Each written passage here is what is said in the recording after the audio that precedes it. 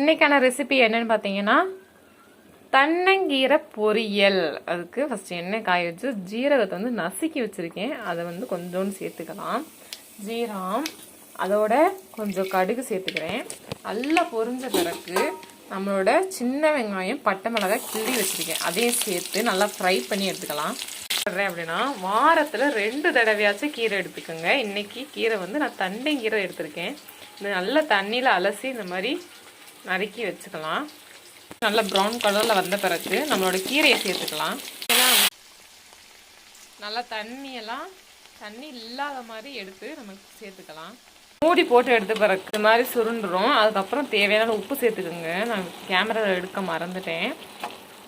தண்ணியெல்லாம் நல்லா அப்சர்வ் பண்ணி நல்லா சுருண்டு வரையப்ப நம்ம கேஸ் ஆஃப் பண்ணிக்கலாம். நல்லா ஒரு டைம் மூடி போட்டு எடுத்துக்கலாம். நல்லா சூப்பராக சுருண்டு தண்ணியெல்லாம் இழுத்து வந்துருச்சு.